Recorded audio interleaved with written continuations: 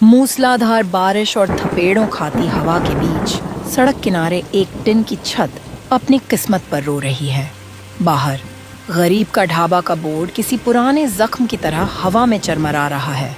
बारिश की बूंदें टिन पर गिरकर ऐसा शोर कर रही हैं मानो वक्त मोहन की लाचारी पर तालियां बजा रहा हो। आज फिर चूल्हा सिर्फ धुएं के लिए जला है।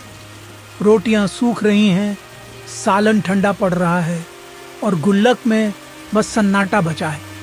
1, 2, 5, बस इतना। इतने में तो कल की चाय पत्ती भी नहीं आएगी। हे भगवान, ये इम्तिहान कब खत्म होगा? क्या मेरी ईमानदारी की यही कीमत है? तभी गांव का सेठ जिससे मोहन ने उधार लिया था वहां आ पहुंचता है। ओ मोहन, ये ढाबा चला रहा है या भीख मांगने का अड्डा खोल रखा है? मेरी आंखें तरस गईं इस काउंटर पर नोट देखने के लिए। तारीख की लकीर कब की पार हो चुकी है और मेरी जेब अब भी तेरी उधारी के बोझ से खाली है। सेठ जी, जरा अपना गुस्सा थूक दीजिए।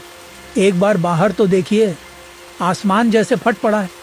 इतनी मूसलाधार बारिश हो रही है कि परिंदा भी पर नहीं मार रहा। बस 2 दिन की और मोहलत दे दीजिए सेठ जी। मैं वादा करता हूँ 2 दिन में सबका हिसाब चुकता कर दूंगा। मोहलत? मोहलत खैरात में नहीं मिलती मोहन। मुझे तेरी मजबूरियों की कहानियां नहीं सुननी। मुझे सिर्फ अपना मुनाफा चाहिए। याद रख, अगर 2 दिन के भीतर मेरी पूरी रकम मेरी हथेली पर नहीं रखी तो इस गरीब का ढाबा का बोर्ड मैं खुद अपने हाथों से उतार दूंगा।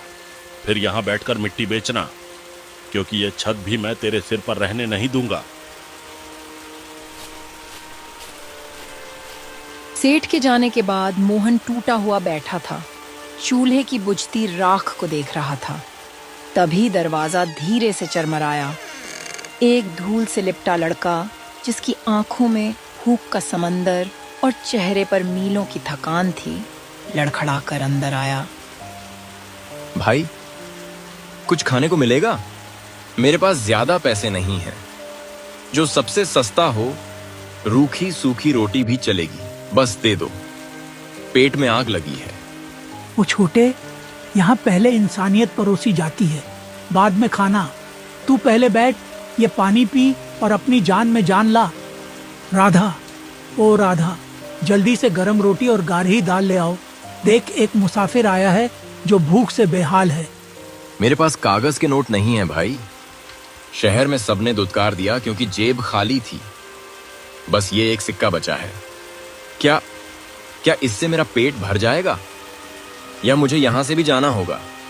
ये सिक्का कितना भारी है और इस पर बना ये निशान, सूरज और त्रिशूल जैसा कुछ। मैंने अपनी पूरी जिंदगी में ऐसा सिक्का कभी नहीं देखा। ये कहां से लाया तू? मोहन, देखो, जैसे ही तुमने ये सिक्का छुआ, ढाबे की ये टिमटिमाती लाइट क्यों झिलमिलाई और ये हवा अचानक इतनी ठंडी कैसे हो गई? मुझे कुछ अजीब सा लग रहा है, जैसे ये सिक्का कोई साधारण धातु नहीं है। अभी लड़के ने पहला निवाला ही तोड़ा था। उसकी आंखों में तृप्ति के आंसू बस आने ही वाले थे कि तभी बाहर से कदमों की आहट सुनाई दी। दरवाजे पर फिर वही सेठ खड़ा था। लगता था जैसे उसे चैन ही नहीं पड़ रहा था। इस बार वह अकेला नहीं था, उसके साथ 2 हट्टे कट्टे आदमी भी खड़े थे और झोपड़ी के अंदर अचानक सन्नाटा छा गया। मोहन, बहुत हो गया ये लुका छिपी का तमाशा। अभी इसी वक्त पूरा हिसाब होगा। और ये कौन है? अच्छा, तो अब यहाँ भिखारियों को दावत दी जा रही है। मेरे पैसों से यहाँ लंगर चल रहा है। सेठ जी, जबान को जरा लगाम दीजिए। ये मेरा मेहमान है, एक मुसाफिर है जो दूर से थका हारा यहाँ आया है। और देखिए, अब ढाबे की रौनक भी धीरे धीरे लौटने लगी है। आप बस आज की शाम तक सब्र कर लीजिए। यकीन मानिए, ग्राहक और आएंगे और मैं आपके एक एक पैसे का इंतजाम कर दूंगा।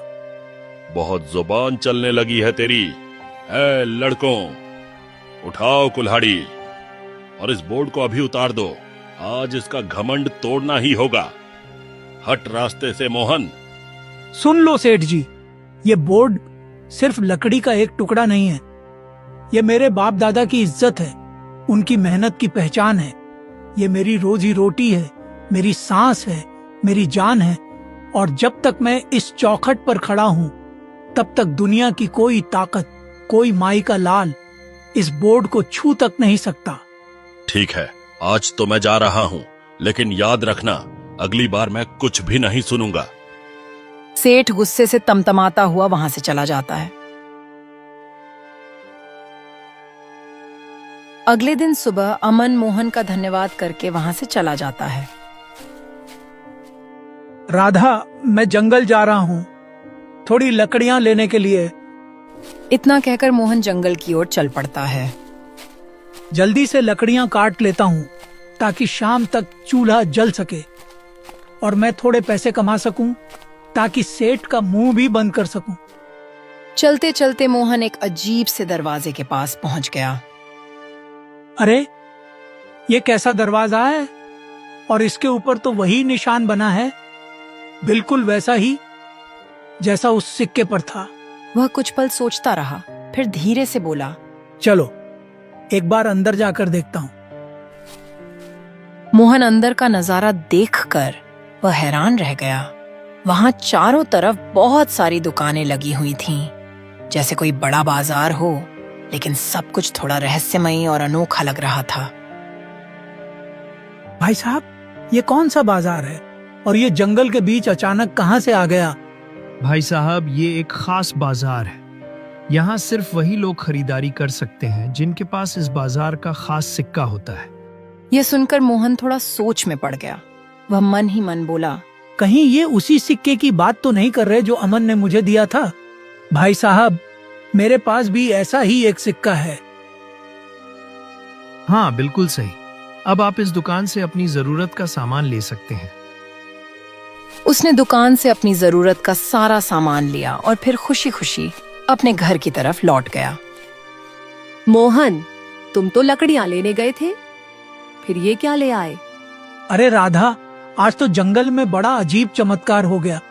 मुझे वहाँ एक छोटा सा बाजार मिला जहाँ बस एक सिक्का दिखाओ और सामान मिल जाता है। क्या सच में? कौन सा सिक्का? वही सिक्का जो कल अमन ने दिया था। सच में? मुझे लगता है अमन सच में हमारी मदद करने ही आया था। अब हम अपना ढाबा अच्छे से चलाएंगे, मेहनत करेंगे और सेठ के सारे पैसे भी वापस कर देंगे। दोनों एक दूसरे को उम्मीद भरी नजरों से देखते हैं। मोहन ने जंगल से लाए हुए सामान से दाल और सब्जी बनाई। धीरे धीरे उस खाने की खुशबू पूरे रास्ते में फैल गई। देखते ही देखते लोग उसके ढाबे पर आने लगे और कुछ ही समय में मोहन का छोटा सा ढाबा खूब चल पड़ा। राधा, आज तो हमारी कमाई बहुत अच्छी हुई है। अगर ऐसे ही चलता रहा तो सेठ का उधार हम 2-3 दिन में ही चुका देंगे। हाँ मोहन, ये सब अमन के उस सिक्के की वजह से हुआ है। उसी के कारण हमें समय पर सामान मिल गया और हमारा ढाबा फिर से चल पड़ा। हाँ, तुमने ठीक कहा, हम उसके आभारी हैं। कुछ ही दिनों में मोहन ने अपना ढाबा पक्का बनवा लिया। अब वहां ग्राहकों की संख्या दिन ब दिन बढ़ती जा रही थी। दूसरी तरफ सेठ को मोहन की तरक्की की खबर मिलती है। सेठ जी, सुना आपने? मोहन ने अपना कच्चा ढाबा पक्का कर लिया है। क्या बात कर रहे हो? मेरे पैसे अभी तक लौटाए नहीं और उसने अपना ढाबा पक्का भी कर लिया। सेठ थोड़ा सोचकर चालाकी से मुस्कुराते हुए, खैर अच्छी बात है। वैसे भी मुझे उसकी दुकान वाली जमीन चाहिए थी। लगता है अब वो जमीन हथियाने का सही वक्त आ गया है। चलो देखते हैं मोहन को। सेठ अपने आदमियों के साथ मोहन की दुकान की ओर निकल पड़ता है। मोहन, मैंने तुझे पहले ही चेतावनी दी थी। कहा था ना, अगली बार जब आऊंगा तो ये ढाबा मेरा होगा। अब जल्दी से ढाबा खाली कर और यहाँ से निकल जा। सेठ जी, ढाबा खाली कराने की कोई जरूरत नहीं है। ये लीजिए आपके पूरे पैसे, और वो भी ब्याज के साथ। पर मोहन, तुम्हारे पास इतने पैसे आए कहाँ से? सेठ जी, वो सब छोड़िए, आप अपने पैसे लीजिए और अब यहाँ से चलते बनिए। यह सुनकर सेठ का चेहरा गुस्से से लाल हो गया। वह आग बबूला हो उठा और बिना कुछ कहे गुस्से में वहां से चला गया। क्या हुआ मोहन? सेठ क्या कह रहा था? अरे कुछ नहीं राधा, बस इतना समझ लो कि आज से ये ढाबा हमारा है। अब सेठ हमें कभी परेशान नहीं करेगा। सच मोहन, यह तो बहुत अच्छी खबर है। दोनों के चेहरे पर सुकून की मुस्कान थी। सेठ का सारा कर्ज चुकाकर आज वे सच में बहुत खुश थे। इस मोहन के बच्चे ने मेरा सारा प्लान ही फेल कर दिया। मुझे उसकी दुकान पर तभी कब्जा कर लेना चाहिए था जब उसके पास पैसे नहीं थे। सेठ कुछ देर तक गहरी सोच में डूब जाता है। फिर अचानक उसकी आंखों में चालाकी चमक उठती है। अगर मोहन के पास वो दुकान ही न रहे तो तब तो उसे मजबूरी में वो जगह बेचनी ही पड़ेगी और उसी बहाने मैं वो कीमती जगह हथिया लूंगा जिसकी कीमत आने वाले समय में आसमान छूने वाली है। रात गहरा चुकी थी। पूरा गांव नींद में डूबा हुआ था। इसी सन्नाटे में सेठ अपने हाथ में जलती हुई मशाल लिए चुपचाप मोहन की दुकान की ओर बढ़ रहा था। आज इस मोहन को ऐसा सबक सिखाऊंगा कि सारी अकड़ निकल जाएगी। बहुत बोल रहा था ना, अब पता चलेगा उसे कि इस गांव का असली सेठ कौन है। यह कहते हुए सेठ तेज कदमों से मोहन के होटल की तरफ बढ़ने लगा। मोहन, तेरा ढाबा तो अब गया। अब आखिरकार तुझे मेरे पास गिड़गिड़ाते हुए आना ही पड़ेगा। सेठ जैसे ही मोहन के ढाबे को आग लगाने वाला ही था, तभी अचानक पीछे से एक तेज आवाज गूंजी। रुक जाइए सेठ जी। सेठ पीछे मुड़कर देखता है और चौंक जाता है। यह तो वही लड़का था जिसे उसने मोहन के ढाबे पर खाना खाते हुए देखा था। सेठ, मैं तुम्हें मोहन का ढाबा जलाने नहीं दूंगा। हाँ सेठ, हमें तुमसे यह उम्मीद नहीं थी कि तुम लालच में अंधे होकर मोहन का ढाबा जलाने तक उतर आओगे। तभी मोहन भी वहां पहुंच जाता है। सेठ, ये मशाल लेकर यहाँ क्या कर रहे हो? मोहन भैया, ये आपका ढाबा जलाने आया था। हाँ, मैं ढाबा जलाने ही आया था, पर तुम कौन हो लड़के जिसने मेरा सारा खेल खराब कर दिया? सेठ, पहचानो मुझे। मैं श्यामलाल का बेटा हूँ, जिसकी दुकान तुमने धोखे से छीन ली थी और हमें सड़क पर ला दिया था। तभी से मैंने ठान लिया था कि मैं तुम्हें किसी और की जिंदगी बर्बाद नहीं करने दूंगा। अरे लड़के, मैं तुझे भी तेरे बाप की तरह बर्बाद कर दूंगा, समझा? सेठ, अब धमकी देना बंद करो और चुपचाप हमारे साथ पुलिस स्टेशन चलो, वरना हमें तुम्हें धक्के मारकर ले जाना पड़ेगा। इतना कहते ही गांव वाले सेठ को पुलिस स्टेशन ले जाते हैं। अमन, तुम्हारा बहुत बहुत धन्यवाद। अगर तुम समय पर ना आते तो मेरा ढाबा आज जलकर राख हो जाता। कोई बात नहीं मोहन भैया, मुझे पहले से ही शक था कि सेठ कोई न कोई चाल जरूर चलेगा। लेकिन एक बात मेरी समझ में नहीं आई, क्या वो सिक्का सच में जादुई था? नहीं मोहन भैया, वो सब मेरा ही प्लान था और जिन लोगों ने आपको सामान दिया था वो सब मेरे ही आदमी थे। सच में अमन, आज तुमने मेरा बहुत बड़ा साथ दिया है। मैं तुम्हारा यह एहसान जिंदगी भर नहीं भूलूंगा। और मोहन फिर से ईमानदारी के साथ अपना ढाबा चलाना जारी रखता है।